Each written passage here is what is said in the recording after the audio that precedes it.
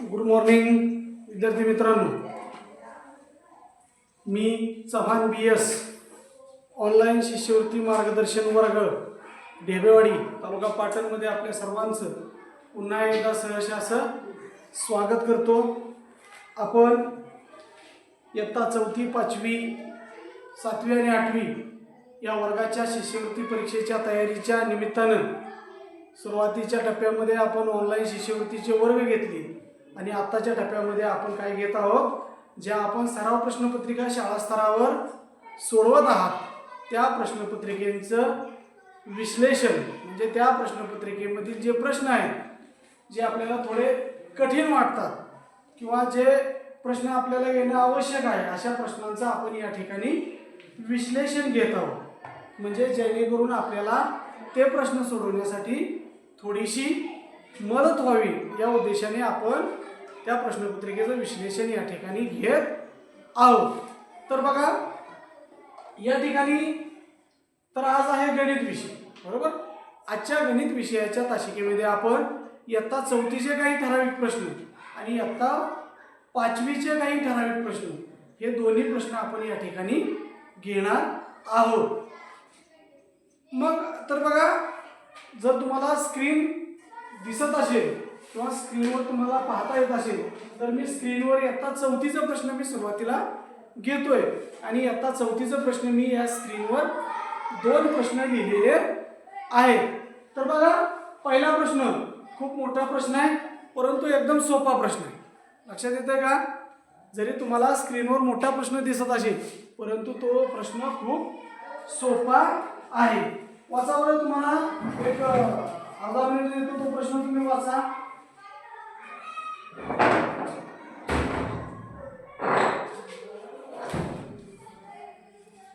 झाला वाचून? तर बघा काय प्रश्न आहे. एका आयताकृती मैदानाची लांबी 50 मी म्हणजे कोण 50 मीटर व रुंदी 30 मीटर आहे. त्या मैदानात 4 पदरी तारेचे कुंपण करण्यासाठी 20 रुपये प्रति मीटर प्रमाणे किती रुपये खर्च येईल? म्हणजे काय, आता जर वाचलं सुरुवातीच्या टप्प्यामध्ये जोपर्यंत आपला सराव होत नाही तोपर्यंत आपण 2दा प्रश्न वाचायचा. आणखी एकदा वाचूया. एका आयताकृती मैदानाची लांबी 50. तुम्हाला काय कळलं ते लिहून घ्यायचं. तुम्हाला काय कळलं? हा आयत आहे, बरोबर आहे की नाही? प्रश्न ज्यावेळेस वाचत असता त्यावेळेस सुरुवातीला जर तुम्ही प्रश्न वाचला लिहायचं नाही कुणी. समोर बघा हाताकडे गेला. आपण आपल्या सराव प्रश्नपत्रिकेमध्ये हा प्रश्न सोडवलेला आहे. फक्त आता आपल्याला लक्ष द्यायचं. बऱ्याच जणांचा बरोबर आहे आलेला आहे आणि बऱ्याच जणांचा सोडवण्यामध्ये अडचण आली असेल त्यासाठी आपण घेतोय अनन्या. वही बंद करा, हाताच्या कडे घालायचे आणि समोर बघायचं. ओके. तर बघा, प्रश्न वाचताना संपूर्ण न वाचता इथं बस उठतीत ना उठ. हा संपूर्ण न वाचता काय केलं पाहिजे आपण, तो प्रश्न सुरुवातीला थोडा वाचला. काय वाचला? एका आयताकृती मैदानाची लांबी, म्हणजे तुम्हाला कळलं शेत कसं आहे, आयताकृती आयत काढला, लांबी लगेच लिहून घ्यायची 50 काय मिनिट नाही मीटर, रुंदी 30 मीटर. अशा आकृती जर तुम्ही काढत गेला ना हा प्रश्न खूप सोपा वाटतो. 4 पदरी कुंपण करायचं, हे लक्षात घ्या. किती पदरी कुंपण करायचं आहे? 4 पदरी कुंपण करायचं आहे. म्हणजे त्याला 4 पदरी तार लावायची, बरोबर आहे की नाही? तारेचे कुंपण करण्यासाठी 20 रुपये प्रति मीटर, म्हणजे जेवढी तार लागेल त्यातली प्रति मीटर तारेची किंमत किती आहे? 20 रुपये. मग अगोदर आपल्याला काय करावं लागेल? एक पदर काढावा लागेल ना. किती पदरी काढायचं? 4 पदरी. मग त्याच्या अगोदर आपल्याला एक पदर तर काढला पाहिजे. काढलं पाहिजे की नाही? काढलं पाहिजे. मग एक पदर म्हणजेच काय? एक पदर म्हणजे काय? परिमिती. मी सांगितलंय पाठीमागच्या तासामध्ये, ज्यावेळेस मी परिमिती हा घटक शिकवला त्यावेळेस मी सांगितलेलं होतं एक पदर म्हणजेच परिमिती, बरोबर आहे की नाही? मग एक पदर काढू म्हणजे ज्या आयताची परिमिती काढायची. परिमिती काय रे? 50 बेरीज झाली 80 येईल का? 80 येणार का रे परिमिती? नाही ना, कारण हे 50 आहे म्हटल्यानंतर हे 50 आणि हे 30 आहे म्हटल्यानंतर हे 30. आता परिमिती काढायची. या चारही बाजूंची बेरीज म्हणजे परिमिती झाली आणि परिमिती म्हणजेच काय झालं, तारेचा एक पदर झाला. बरोबर आहे की नाही? मग सांगा 50 आणि 50 आता मी लिहित बसत नाही सगळी बेरीज, तुम्हाला येते. 50 आणि 50 100 आणि 30 130 आणि 30 160 आलं. काय आलं 160 मीटर. पण काय आलं, परिमिती आली. परिमिती म्हणजेच काय, एक पदरी तार आली. बरोबर आहे की नाही? नुसती आपण एक पदरी इथून तार लावली तर आपल्याला 160 मीटर लागेल. पण आपल्याला किती पदरी करायचंय, म्हणजे याला किती न गुणावं लागेल, 4 न गुणावं लागेल ना, किंवा याची 4 वेळा बेरीज करावं लागेल. एक पदराला 160, दुसऱ्या पदराला 160, तिसऱ्या पदराला 160 आणि चौथ्या पदराला 160. पण एवढं करण्यापेक्षा आपल्याला गुणाकार येतो ना. एका पदराला एवढी लागते तर 4 पदराला काढूया आपण. 4 का रे, 4 पदर सांगा. 4 शून्य 4 सख 28 4 सख 4 एके 4 आणि 2 6. काय आली, 640 मीटर काय आली, तार आली. किती पदरी कुंपण करण्यासाठी, बरोबर आहे का, लक्षात आलं का? एक पदराला 160 आली, 4 पदराला किती आली, 640 मीटर तार आपल्याला लागणार आहे. मग मला सांगा, आपल्याला तार विचारले का? कधी कधी प्रश्नामध्ये असतं बरं का, असं कधी कधी प्रश्नामध्ये या पद्धतीने असतं, फक्त तार विचारतात. काय विचारतात, एका एकाकृती मैदानाची लांबी 50 मीटर व रुंदी 30 मीटर आहे, तर त्या मैदानात 4 पदरी तारेचे कुंपण करण्यासाठी किती मीटर तार लागेल. मग आपलं उत्तर इथं संपणार आहे. बरोबर, अगोदर एक पदर काढला, परत 4 पदर काढलं, उत्तर संपलं. पण इथं आपल्याला तार विचारलेली नाही. तारेचे कुंपण करण्यासाठी 20 रुपये प्रति मीटर दराने किती रुपये विचारलंय. इथं कुठं मीटर दिसतंय का पर्याय तुम्हाला? म्हणजे आता मला सांगा, तार किती लागली, 640 मीटर तार लागली. बरोबर, पण एका मीटरला किती रुपये तारेचा दर, बरोबर आहे, एका मीटरला 20 रुपये. म्हणजे 1 मीटर तारेसाठी आपल्याला 20 रुपये द्यायचे आणि आपल्याला किती मीटर तार घ्यायचे, 640. मग काय करावं लागेल, 640 गुणिले 20. लक्षात येतंय का, कोणाकोणाच्या लक्षात येतंय, गुड. याचा गुणाकार सोप्या पद्धतीने सांगायचा, गुणाकार करत बसायचे एक पान भरून, कळलं ना. 2 शून्य द्यायचे, बरोबर आहे का, दिले का. आता 2 ने 4 ला गुणायचं, 2 चौक आणि 2 सख काय आलं, 12,800 रुपये खर्च येईल. बरोबर आहे की नाही, आहे का पर्याय, 12,800 आहे ना. 12,800 रुपये आपल्याला खर्च येणार आहे. कशासाठी, त्या शेताला किती पदरी कुंपण करण्यासाठी, 4 पदरी कुंपण करण्यासाठी आपल्याला 20 रुपये प्रति मीटर दराने एवढा खर्च येणं अपेक्षित आहे आणि तो पर्यायामध्ये आहे. काय नाही, काय करायचं, पहिलं वाक्य वाचायचं, आकृती काढायची. कधी चौरस आकृती देऊ शकतात, बरोबर. 4 पदरी करायचं आहे, पहिल्यांदा अगोदर काय मस्ट एक पदर काढणं, कळतंय का, समजतंय का. एक पदर काढायचा, परत किती, एक पदरीला किती लागली, 160 मीटर लागली. एक पदर म्हणजे परिमिती. किती पदरी करायचं आहे, 4 पदरी गुणिले 4 तार आली. पण तार विचारले का आपल्याला, नाही विचारली. पुढे काय बघायचं, काय विचारलंय, एका मीटरला किती रुपये तार लागणार, किती पैसे लागणार आहेत, 20 रुपये. तर एवढ्या मीटर तारेसाठी 12,800 रुपये आले की नाही. म्हणजे एवढं सोपं असतं, फक्त आपण स्टेप बाय स्टेप जायचं. एकदम गणित मोठ्याने वाचायचं काहीच कळत नाही. पहिल्यांदा वाचायचं, आकृती काढायची. सगळ्यात महत्त्वाचं मी बऱ्याच वेळा सांगतो, आपल्याला सुरुवातीच्या टप्प्यामध्ये ज्यावेळेस आपण सराव करत असतो त्यावेळेस ही आकृती काढणं गरजेचं असतं, म्हणजे आपलं चुकत नाही. कधी कधी काय होतं, लांबी 50 आहे, रुंदी 30 आहे, आपण काय पकडतो 50 आणि 30 80, आपल्याला वाटतं परिमिती 80. आकृती काढल्यावर लक्षात येतं ना, खाली एक बाजू आहे, इकडे एक बाजू आहे, बरोबर आहे, म्हणून आकृती काढायची. जर तुम्ही 80 केली परिमिती, परत सगळं चुकत जाणार आहे की नाही. म्हणून काय करायचं, सगळ्यात महत्वाचं आकृती सुरुवातीच्या काळामध्ये चौरस असेल चौरसाची काढायची, त्रिकोण असेल त्रिकोणाची काढायची, आकृती ही काढायची. ओके, चला पुढं. हा प्रश्न समजला? छान. आता पुढचा प्रश्न वाचा. अर्धा मिनिट देतो.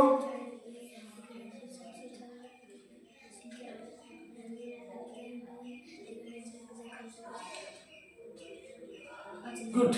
आता बघा पुढं. छान प्रश्न होता बघा. 6 जणांच्या रेल्वे तिकिटासाठी 744 रुपये द्यावे लागले तर 2 तिकिटांचा खर्च किती? बघा, समजा याचा अर्थ काय होतो, 6 जण रेल्वेला गेले होते, चालले होते आणि त्यांचा खर्च किती झाला, 744. तर आपल्याला किती जणांचा विचारलाय, 2 जणांचा विचारलाय. समजा एक उदाहरण सांगतो, लक्ष द्या पुढं बघा. आपण 6 जण चाललो होतो, समजा अनन्या पुढे बघ. आपण 6 जण चाललो होतो आणि 6 जणांचं किती पैसे गेलं, 6 जणांचं किती पैसे गेलं, 744. आणि परत आपल्याला ते 2-2 मध्ये डिवाइड करायचे, बरोबर. ते दोघं, समजा त्यातले दोघं म्हटले आमचा खर्च सांगा आम्ही तुम्हाला देतो, त्याचं नाही उदाहरणात, बरोबर आहे का. समजा दोघं चालेल, बहीण भाऊ असे दोघं आहेत, 6 जण आहेत, बरोबर. 6 जणांचा एक जणांनी खर्च केला 744 रुपये आला आणि ते 2 बहीण भाऊ काय म्हटले, आमच्या दोघांचा खर्च सांगा आम्ही तुम्हाला देतो, तेच काढायचं आहे. पण अशा गणितामध्ये अगोदर एकाचा काढायचा, लक्षात येतं. इथं एक दोघांचा आहे, इथं एक 6 आहे म्हणून दोघांचा काढला तर चालेल, परंतु आपल्याला अशा गणितामध्ये अगोदर एकाचा काढावा लागेल. विचारलाय किती जणांचा, 2 जणांचा, बरोबर आहे की नाही. 6 जणांना एवढा आहे तर अगोदर एका जणाचा काढायचा आणि मग त्याच्यावरून 2 जणांचा येतो. चला काढू. 6 जणांना तेवढा आहे 744. तर एक जणाला कसं काढणार, 744 गुणुले भागाकार करावा लागेल, गुणाकार चालेल का. 6 जणाला एवढा आहे आणि एकावरून एकाची किंमत काढायची ना, तर काय करतो आपण, भागाकार करतो, बरोबर आहे की नाही. आणि एकावरून एकाची किंमत काढताना भागाकार करतो.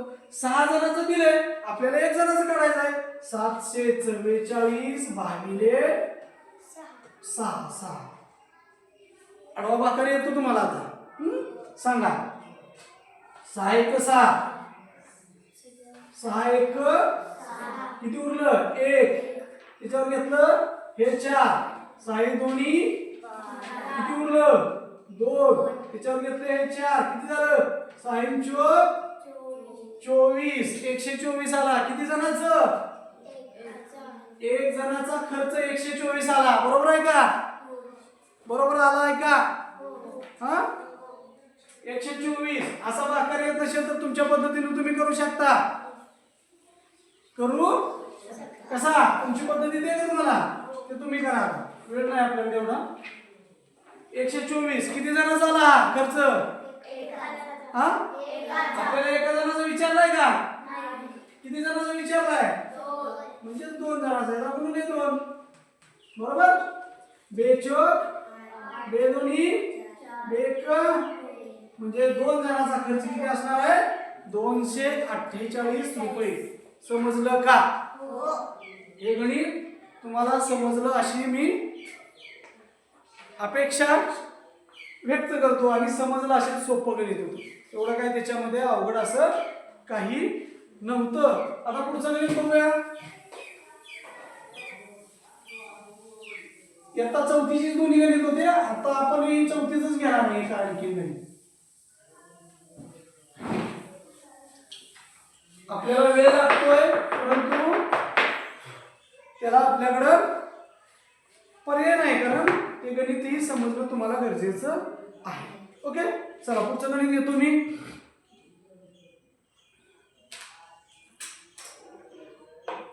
बघा, हे गणित बऱ्याच वेळा, हे गणित म्हणण्यापेक्षा या प्रकारचं गणित परीक्षेमध्ये 2 तरी गणित असतात पदावली, आणि एकदम सोपं असतं बरं का. तुम्ही बऱ्याच वेळा बघा, हे गणित एकदम सोपं असतं, पण गडबडीमध्ये आपण काय करतो माहिती आहे का, ते गणित चुकून बसतो. म्हणजे आपल्या हातातली मार्क असतात, पदावली म्हणजे काय, आपल्या हातातली मार्क असतात आणि ते आपण गमावून बसतो. एकदम सोपं असतं, एवढं मोठं, आता हे कसं मोठं गणित होतं असं पण नसतं, एकदम छोटं असतं आणि पटकन सुटणार असतं, फक्त आपण त्याच्यावर लक्ष दिलं पाहिजे. बघा गणित तुम्ही इंग्रजीत लिहितोय,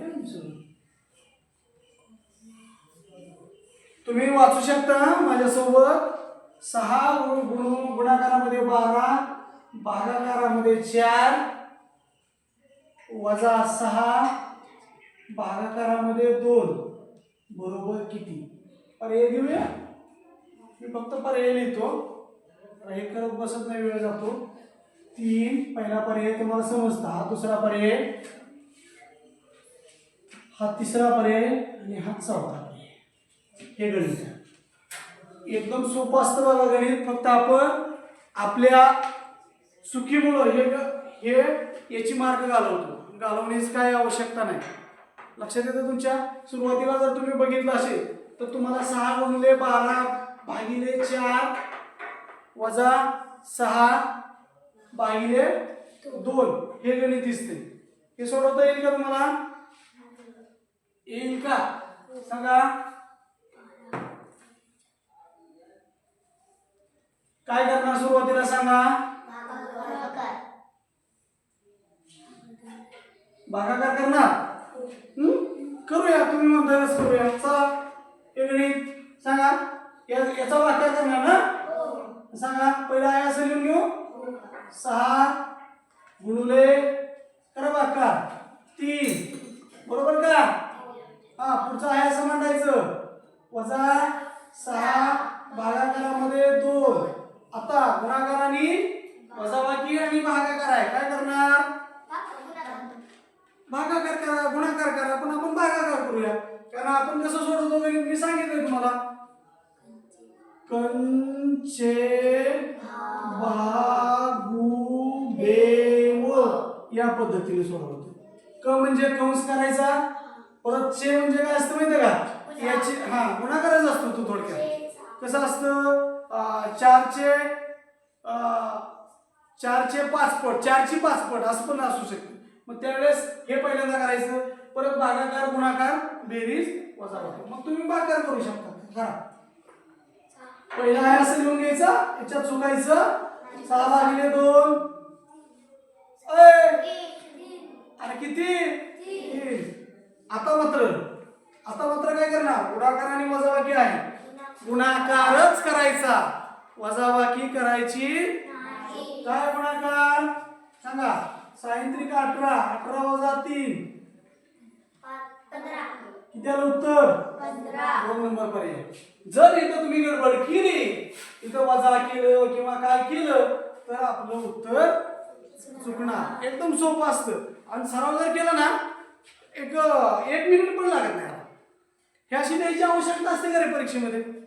तुमच्या स्कॉलरशिप म्हणजे शिष्यवृत्तीच्या परीक्षेमध्ये या पद्धतीने एवढं लिहायची गरज असते का? आपण तोंडी करू शकतो. कसं 6 गुणिले 3, 6 गुणिले 3 वजा 6 भागिले 2 असं तोंडी करू शकतो. पण सुरुवातीला करायचं नाही, लिहायचं. कच्च्या कामाची जागा असते ना. कुठं असते रे कच्च्या कामासाठी जागा? बरोबर, प्रश्नपत्रिकेच्या पाठीमाग असते किंवा प्रत्येक पेजच्या खाली पण असते बघा. तिथं लिहिलेलं असतं कच्च्या कामासाठी जागा. तिथं लिहायचं, सोडवायचं, म्हणजे आपलं चुकत नाही. तोंडी करायला गेला सुरुवातीच्या ज्यावेळेस खूप खूप खूप खूप सराव होईल त्यावेळेस तोंडी करू शकता. ओके. नंतर म्हणायचं सरांनी आम्हाला तोंडी सांगितलंय, मग तोंडी करायला जाणार, हातातली मार्क घालून बसणार. ओके, असं करायचं नाही. कारण आपण एवढी मेहनत घेतलेली असते. इयत्ता 4थी पासून 5वीत आपण शिष्यवृत्तीच्या तयारीसाठी वेळ दिलेला असतो आणि शेवटच्या क्षणामध्ये ते जर आपण चुकलो तर आपलंच नुकसान होतं आणि आपल्या हातातले मार्क जाऊ शकतात. म्हणून आपण स्वतः काय करायचं, पुढं बघायचं. ओके. आता इथं गणित घेतो. 5वीचं घेऊया का? 5वीचं घेऊया. मग राहिला वेळ तर आपण 4थीचं पण घेऊया. परत 5वीचं घेऊया सुरुवातीला. म्हणजे 3 झाली आपली जवळजवळ याची. हे गणित बघा का चुकता मला काही समजत नाही बघा. हे गणित चुकायचं काही कारणच नसतं, पण बरेच जण हे गणित चुकतात बघा. इकडे लिहितो. एकदम सोपं गणित असतं बघा, परंतु बरेच जण बऱ्याच वेळा या गणिताला फसतात किंवा चुकतात. 810 शतक गुणिले 2 दशक. आता याचा पर्याय देत नाही, काय पर्याय देण्याची काय आवश्यकता नाही. नाही पर्याय देतो, कारण पर्याय वेगळे आहेत. देतो पर्याय. 1620 शतक, दुसरा पर्याय 1620,000, तिसरा पर्याय 162,000 आणि लास्ट वन पर्याय आहे 162 शतक. चला पुढे बघा, समोर बघा. कंटाळा आला का? एवढ्याला लवकर कंटाळा येऊन चालेल का? आपल्याला दररोज सराव करणं गरजेचं आहे, कारण सराव केल्याशिवाय गणित असेल, बुद्धी कोणताही विषय असेल, सगळ्यात जास्त सराव करावा लागतो. तर आपल्याला परीक्षेमध्ये पटकन ते उदाहरण सोडवण्यासाठी मदत होते. लक्षात येते?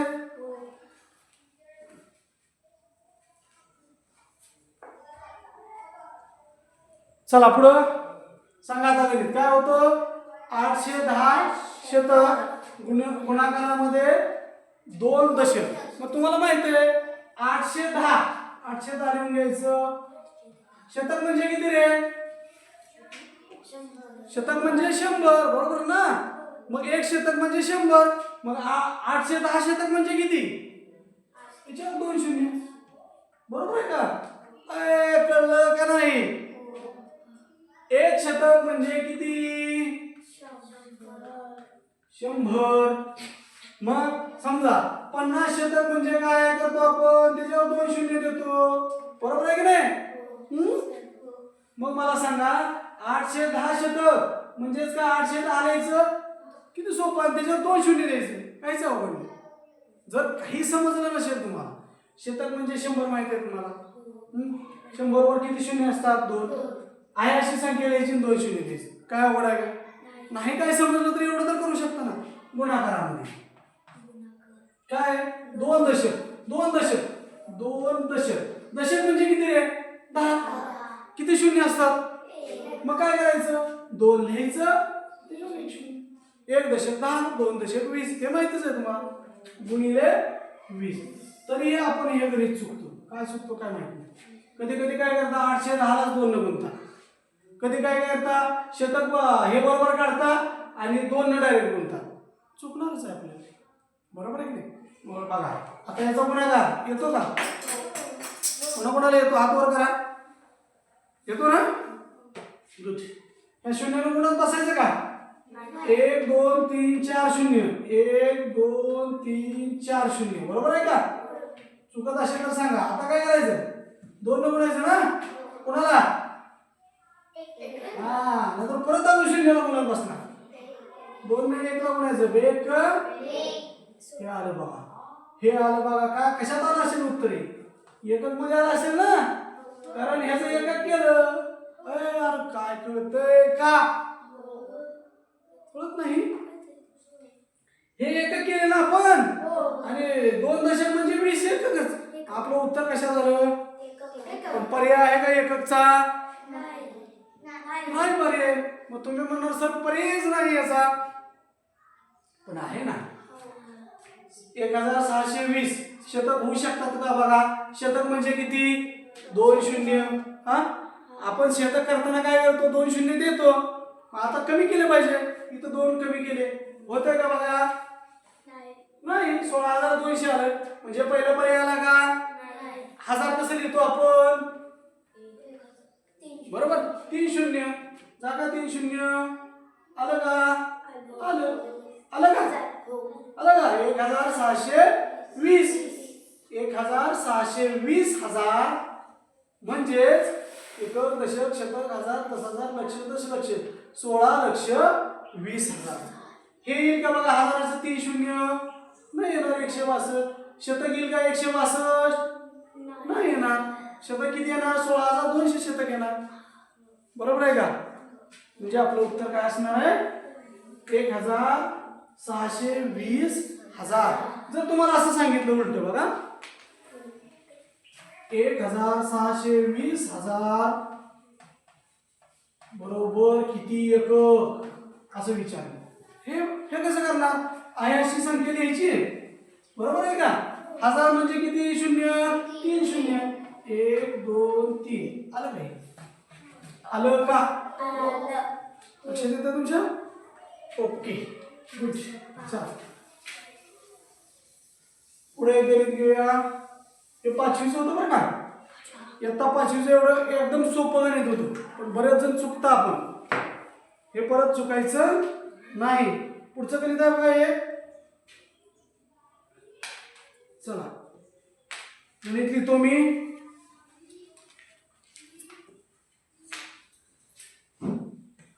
माझ्यासोबत लिहित वाचलं तर तुमचं पण वाचन होईल आणि आपला वेळ वाचेल.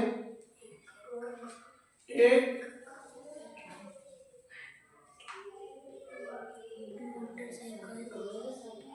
मोठा शब्द आहे बघा. एक मोटार सायकल स्वार म्हणजेच काय? मोटार चालवणारा, गाडी चालवणारा, टू व्हीलर समजा. पाऊण तासात 18 किलोमीटर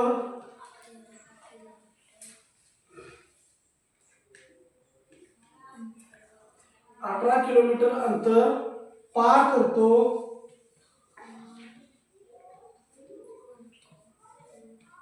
तर तो 2.25 तासात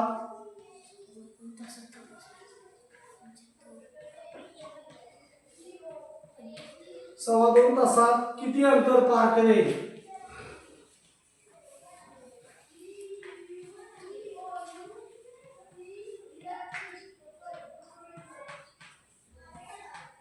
तुम्ही गणित वाचला असेल, पर्याय काय देत नाही. पर्याय काय सोपे आहेत, तुम्हाला येणार आहेत पर्याय. गणित वाचायचं सगळ्यात महत्वाचं लक्षपूर्वक वाचायचं. उगं वाचतोय करतोय. शाळेतल्या सरांनी आमच्या पुढे मोबाईल दिलाय, टीव्हीवर लावले, लॅपटॉपवर लावले म्हणून बघायचं नाही. सर समोर असताना तेवढं असं बघायचं. सर आपल्याकडे लॅपटॉप मोबाईल देऊन गेले झालं असं करायचं नाही. नुकसान कुणाचं होतं? सरांचं होतं का? नुकसान आपलं होतं. आपलं म्हणजे विद्यार्थ्यांचं नुकसान होतं. बरोबर आहे की नाही? त्यामुळं तुम्ही लक्ष देऊन पहा. बघा एक मोटरसायकल स्वार पाऊण तासात 18 किलोमीटर अंतर जातो. किती तासात? पाऊण तासात म्हणजे किती मिनिटात? बरोबर 45 मिनिटात किती जातो? 18 किलोमीटर जातो. बरोबर आहे का? 45 मिनिटांमध्ये तो 18 किलोमीटर अंतर जातो. तर आपल्याला किती तासात केलंय? 2.25 तास. मग मला सांगा रे पाऊण आणि पाऊण किती? आपण कशी बेरीज येत ना मला किती? पाऊण. पाऊण म्हणजे किती?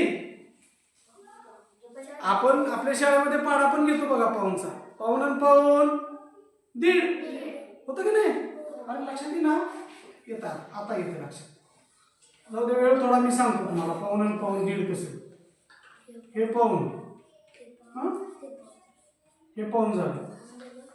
इकडं बघा ह्याचं पण हे पाऊण झालं. दीड कसं? मग हे पाऊण कसं बघा. 3 भागापैकी 4 भागापैकी 3 भाग. 4 भागापैकी 3 भाग. बरोबर आहे की नाही? मग किती झाले भाग?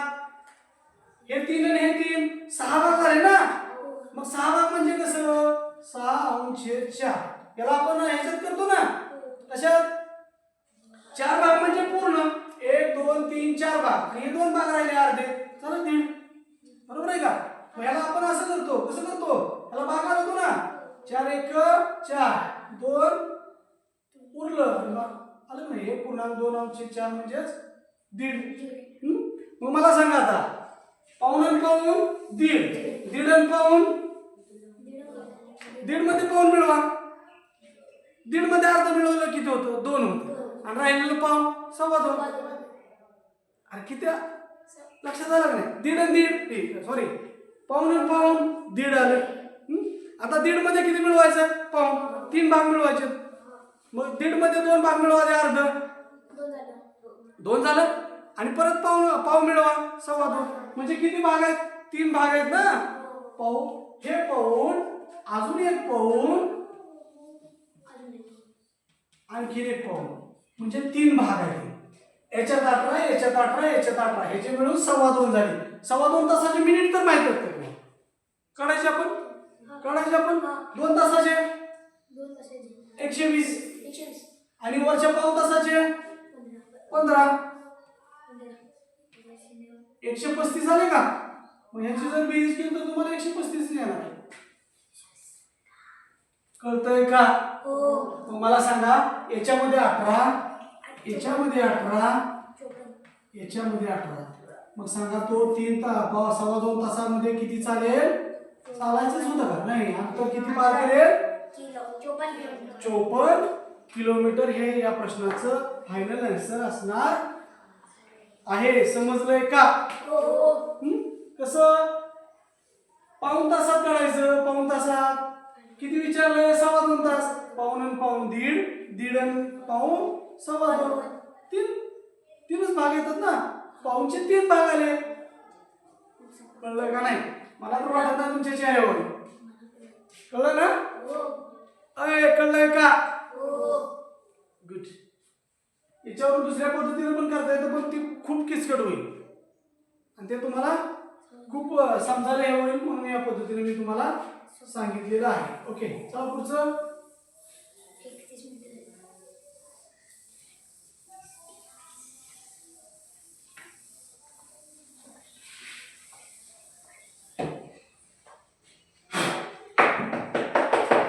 चला पुढचं गणित घेऊया. आता मला सांगा, हे गणित मी वाचून दाखवतो, लिहित नाही फळ्यावर ना. तुम्ही फक्त लक्ष द्यायचं. घड्याळात 9:20 झाली. फक्त गणित लिहितोय मी इथं. 9:20 झाली घड्याळात. तुम्हाला कळतं ना घड्याळात 9:20 म्हणजे? गुड. तर 2 काट्यामध्ये होणारा कोण कोणता असेल? सांगा बरं अंदाज तुम्ही. आमचे विद्यार्थी तुमचे सर ऐकतात तुमचे. कोण विशाल कोण म्हणतंय? कोण लघु कोण म्हणतंय? तुम्ही टाका बरं याच्यावर. तुमचं जे चालू आहे युट्यूबवर बघता ना, तिथं तुम्ही कमेंट पण टाकू शकता. सांगा, 9:20 घड्याळामध्ये कोणता कोण तयार होईल? आपण बघूया. आपण समोर असं आपल्या डोळ्याच्या समोर आपण आपलं घड्याळ आणायचं. आपल्या घरी घड्याळ असतं ना, किंवा शाळेमध्ये आहे तुमच्या, किंवा जिथं तुम्ही ते ज्या घड्याळाकडे सारखं बघत असतं शाळेमध्ये, ते घड्याळ आपल्या डोळ्यासमोर आणायचं. 9 वाजले म्हणजे काय? 9:15 वाजले. 9:20 म्हणजे 9 वाजून गेलेत. काटा कुठं असणार आहे? 9च्या जस्ट पुढं असणार आहे, थोडा पुढं असणार आहे. आणि 20 मिनिटं म्हणजे मिनिट काटा कुठं असणार आहे? 4 वर असणार आहे. बघूया आपण.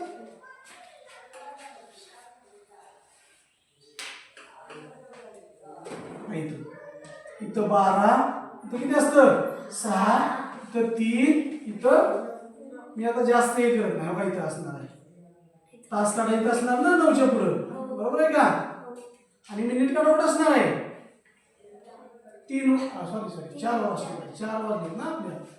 20 मिनिटं झालीत ना. म्हणजे जवळजवळ बघा कसा येतोय तो. कुठे गेलं गणित? कुठे गेलं? त्याचा पर्याय बघू द्या. मग हे परत करूया आपण. परत आपण या ठिकाणी करणार आहोत. बघा इथं मी परत काटा काढतो. हा 9:20. तर या गणित मी तुम्हाला घड्याळानं सांगतो. घड्याळावर जर तुम्हाला दाखवलं तर हे पटकन येईल. लक्षात येतंय का?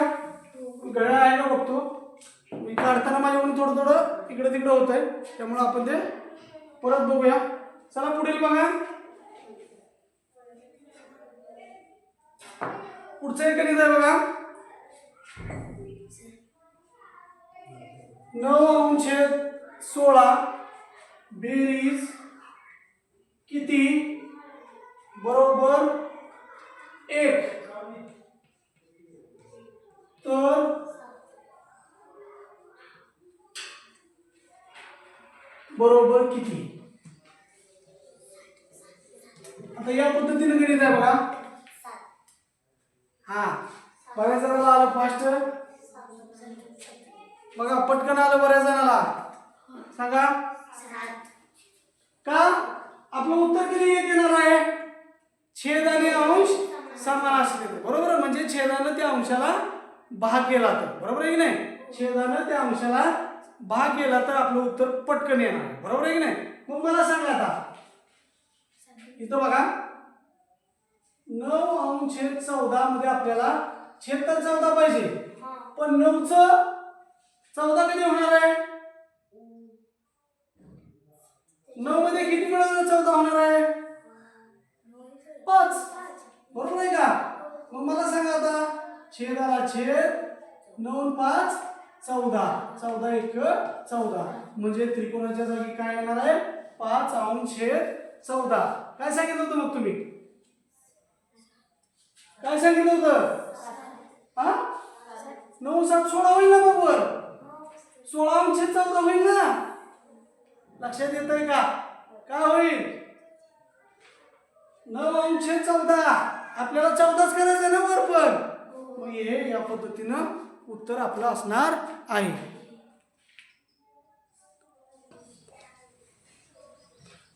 बघा तिच्या पाठीमागचं गणित होतं बघा 9 वाजून काय होतं? 9 वाजून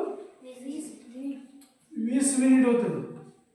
तर आपल्याला ते करताना थोडं हे होत होतं त्यामुळे ते परफेक्ट तुमच्या लक्षात येत नव्हतं. परंतु आता आपण याकडे घड्याळ आहे तर आपण या ठिकाणी पाहू शकता बघा 9 वाजून 20 मिनिटं. बघा हे आहे 9 वाजून 20 मिनिटं. मग मला सांगायला आता कोणता कोण आहे या दोन काट्यामध्ये? इकडून जर पाहिला तर विशाल कोण आहे बरोबर आहे की नाही. 90 पेक्षा जास्त माप आहे ना याचं आहे का? जास्त माप आहे. आणि इकडून तर काय 180 पेक्षा सुद्धा जास्त बरोबर आहे की नाही. म्हणजे आपल्याला या दोन काट्यामध्ये कोणता असणार आहे? कोणता कोण असणार आहे? विशाल कोण. बघा इथं विशाल कोण दिसतोय तुम्हाला. आणि इकडून बघितलं तर तो सांगता येत नाही. म्हणजे आपल्याला त्या कोणाचं माप सांगता येईल का? सांगता येतं कधी. परंतु ते आपल्याला या गणितामध्ये ते अपेक्षित नाही. ते सांगता येतं. त्याचा एक फॉर्म्युला असतो त्या फॉर्म्युल्यामध्ये ठेवून आपण ते गणित सुद्धा सांगू किती कोण आहे या दोन याच्यामध्ये कशामध्ये या दोन काट्यामध्ये तो पण सांगू शकतो. परंतु हे या उदाहरणामध्ये अपेक्षित नाही. या उदाहरणामध्ये आपण विशाल कोण दिसतो ना तुम्हाला? विशाल कोण दिसतो की नाही? हा जर इथं असेल तर कोणता होणार आहे? सरळ कोण होणार आहे बरोबर आहे की नाही. तर तो आपल्याला या पद्धतीनं सांगता येईल विशाल कोण होतो. ओके पुढे बघा पुढचा गणित घेऊया आपण आता. पुसू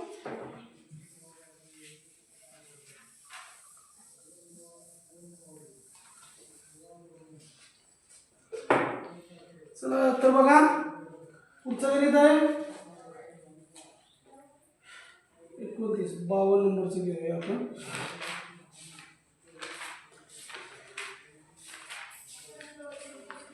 हा आता पदावली बघा परत पदावली आली बघा. आपण बऱ्याच वेळा तीच पदावली येतात आणि त्याच पद्धतीनं आपण सुटतो. काय विचारले बघा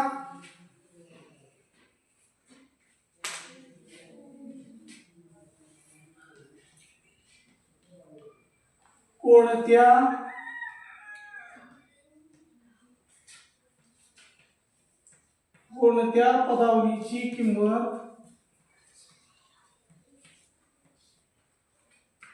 कोणत्या पदावलीची किंमत 100 आहे.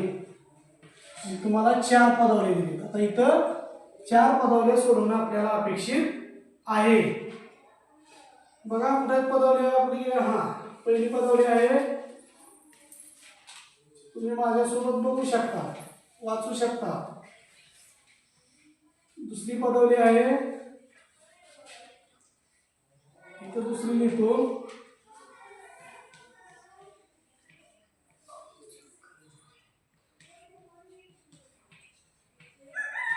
झाली दुसरी पदावली कंसावर इथं लिहितो तिसरी, म्हणजे आपल्याला इथं सोडून पाहता येईल. तिसरी पदावली आहे 4 गुणिले 13 बेरीज 2 बेरीज 40. चौथी पदावली आहे 4 गुणिले 13 बेरीज 2 बेरीज 40. या 4 पदावल्या सोडवायच्या आणि याच्यातली एका पदावलीची किंमत किती येणार आहे? 100. हे आपलं फायनल आन्सर येणार आहे. तर आपण पाहू शकता बघा, पहिली बघायची कोणकोणत्या क्रिया सांगा पहिल्या पदावलीत.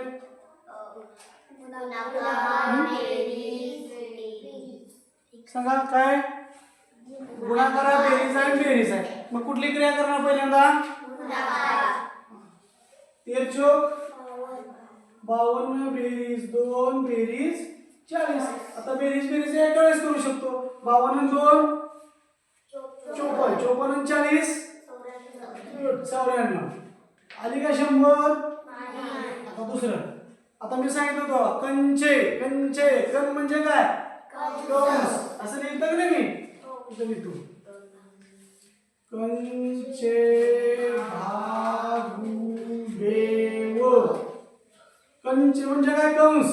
कंस पहिल्यांदा सोडून घ्यायचा. मग कंसात कोणतीही क्रिया असू द्या, गुणाकार असू द्या, बेरीज असू द्या, वजाबाकी असू द्या, कंसातली क्रिया पहिल्यांदा करायची. इथं 2 कंस आहेत, हा पण सोडू हा पण सोडू. चला 13 चोक बेरीज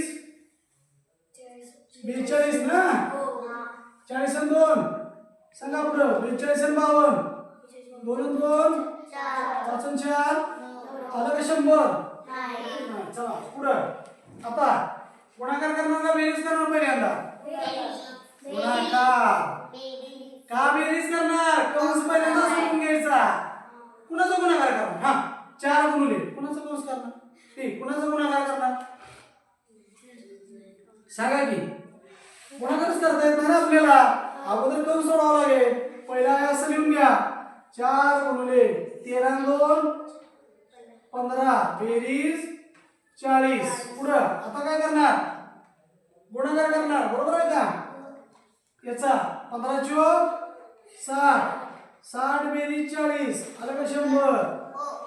तरी पण आपण हे चेक करू. आपलं उत्तर आलं ना तिसरं आपले, तरी पण आपण बघूया. बघायचं आता काय करणार या गणितामध्ये. वाचा गणित. 4 गुणिले कंसामध्ये 13 बेरीज 2 बेरीज कंस सोडून घ्यायचा. आज द्या काय करायचा? कंस सोडून घ्यायचा. चला 4 गुणिले 13 आणि 2 15 आणि 40 55. 55 गुणिले 4 55 चोक 55 चोक. कुणाचं येतं उत्तर पहिल्यांदा? 50 चोक 200 आणि वरचं 5 चोक 20. किती येणार आहे? 220. बरोबर आहे का? नाही येणार, नाही येणार म्हणते. बघू 55 गुणिले 4 करू. 4 पंच 4 पंच 20 आणि 2 झालं का? हा 220 म्हणजे कुठला पर्याय येणार आहे आपला? हा पर्याय येणार आहे. लक्षात येतं? म्हणजे पदावली एवढी सोपी येते, फक्त आपण गडबड करतो. इथं आपण काय म्हटला? गुणाकार पहिल्यांदा करणार, पण पुन्हा बरोबर गुणाकार करणार, पुन्हा अगोदर कंस सोडवायचं. ठीक आहे, ओके. चला पुढे.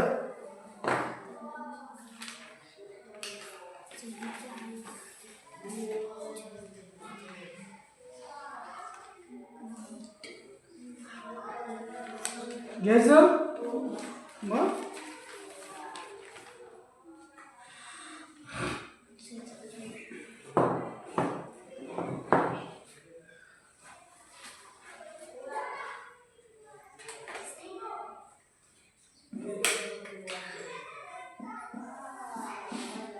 बघा 625 पक्षापैकी दुसरं नाही का?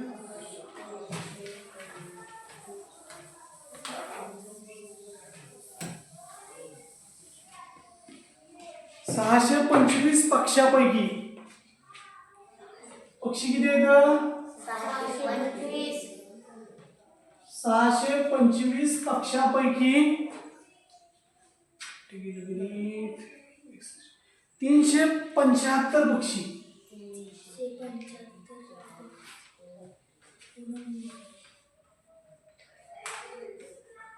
अंडी देतात. 625 पक्षापैकी 375 पक्षी अंडी देत असल्यास किती टक्के पक्षी, तर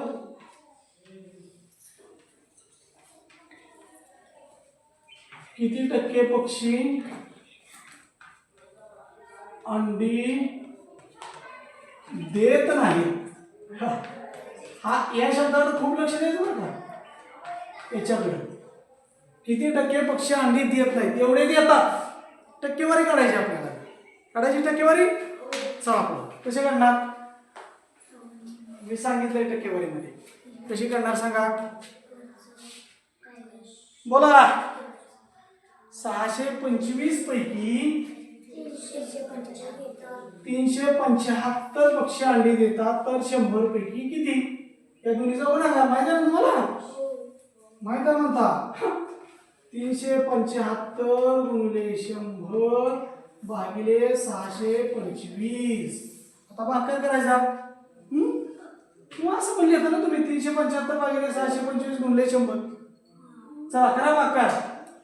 25 चा वर्ग आहे का, 625 25 चा वर्ग आहे. वर्ग पाठ असल्याचा फायदा. 25 एक 25, 25 चौक 25. सांगा बरं, येत नाही तुम्हाला समजा. हा 25 एक 25 दोन्ही 50. 50 ना, किती उरलं, 12 उरलं. त्याच्यावर घेतलं 5. 25 5 100. आलं का, आलं का. आता ह्या 25 ने आला जातं का बघूया भाग. चालवायचा. 25 एक 25 एक बरोबर आहे. किती उरलं, 37 मधनं 25 गेलं. 37 मधनं, हा बरोबर, गुड. 12 त्याच्यावर घेतलं 25 5 100. पाढं पाठ पाहिजे बरं का. 30 पर्यंतचं पाढं यासाठी पाठ पाहिजे, म्हणजे फास्ट उत्तर आपलं निघतंय. आता इथं 15 झालं, इथं संपलं. आता 15 चौक 60. 60% पक्षी अंडी देतात, तर किती टक्के देत नाहीत मग. 40% देत नाही. अरे 100 पैकी 60 देतात, मग देत नाहीत किती, 40% पक्षी अंडी देत नाही. एवढ्या पद्धतीने सोपं होतं गणित. परंतु आपण गडबड करतो, आणि गडबडीत चुकून चुकतं. बरोबर आहे का. गुड. चला पुढं. किती वेळ राहिला आपल्याकडं बघूया. हा आपल्याकडे शेवटची 5 मिनिटं आहेत बघा. 5 मिनिटांमध्ये आपण हे उदाहरण सोडवून घेऊया. चला. आणि तुम्हाला एक उदाहरण मी घरी देणार आहे. घरी म्हणजे शाळेमध्ये तुम्ही क्लास संपल्यानंतरचे उदाहरण तुम्ही तुमच्या शाळेतील सरांना सोडून दाखवू शकता. ओके. चला. आपल्याला हा पूर्णांक लिहायचा बघा. मी तुम्हाला शिकवलं होतं. हा पूर्णांक वाचता येतो का रे कुणाला, वाचा बरं. हा आपल्याला अपूर्णांकात लिहायचा. कसं लिहिणार आहे, अपूर्णांकात लिहायचं. कसं लिहिणार, हा चला कसं लिहिणार सांगा. गणित कुठं जातंय, राईट. सांगा चला. तुम्ही सांगा तोपर्यंत मी गणित शोधतो, त्याचा पर्याय शोधतो. 25 कसं काय, असं कसं काय. पर्याय करा, ट्राय करा, पटकन ट्राय करा, उशीर नको.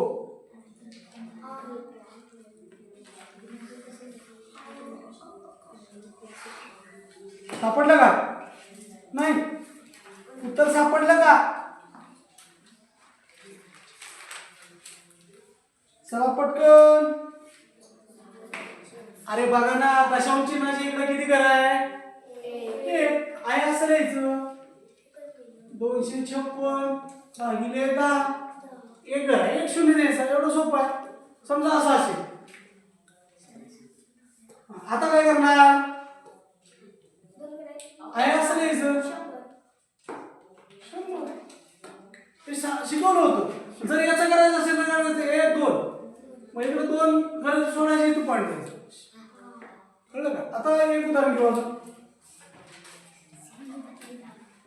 749 कसं लिहिणार? 749 आहे असं लिहायचं भागिले 10. बघा 10 जर भागाला तर हेच उत्तर येणार आहे तुम्हाला. आडवा जर भागाकार तुम्ही केला, बघूया करून. 10 1 10 सांगा. 10 70 बोला की 10 70 किती उरलं? 4. त्याच्यावर घेतलं 9. सांगा 10 नंतर एक प्रश्न करावा लागेल. 10 40 किती उरलं? 4. सॉरी 9 उरलं. पुढे काय घ्यायला आहे का? पॉईंट द्यायचा. याच्यावर शून्य घ्यायचा. 10 9 आलं नाही. पॉईंट जेवढे आहेत ना तेवढ्या खाली शून्य द्यायची एकावर. समजा आणखी एक उदाहरण घेतो. आता असं कसं करणार? आहे अशी संख्या लिहून घ्यायची भागिले 1 2 3 1 2 3 भागिले 1000 करायचं. काय अवघड आहे का? एकदम सोपं आहे. या पद्धतीने आपण दशांश अपूर्णांकाचा अपूर्णांकामध्ये रूपांतर करू शकता. हे गणित देतो तुम्हाला पटकन, तुम्ही लिहून घेऊ शकता. बघा एक आकृती करणार आहे.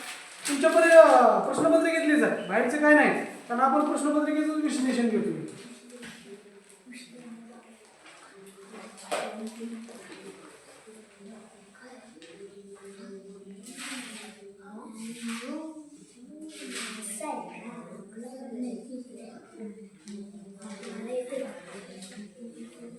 याच्यामध्ये त्रिकोण किती?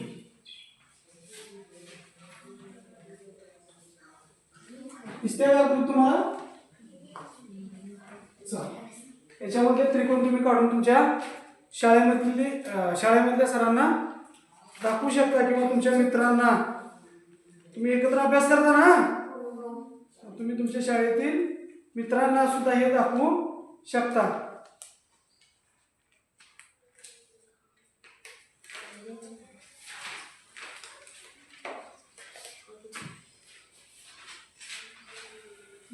झालं?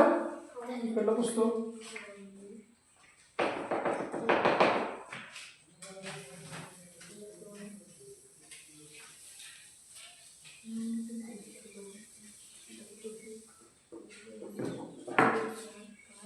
उत्तर सुद्धा आलं असेल बघा बऱ्याच जणांचं. सोपं होतं तसं काय, ते काय अवघड नव्हतं. त्रिकोणच फक्त मोजायचे होते आपल्याला.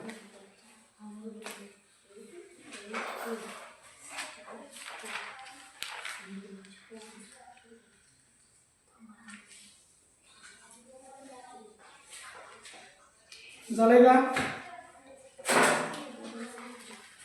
चौथीला एक देतो बघा.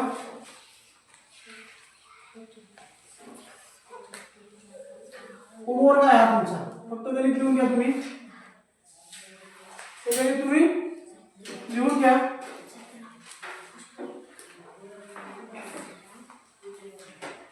ए B C D E F. जाऊ. आता मग काय करायचं सांगायचं? केंद्रबिंदूचं नाव लिहायचं.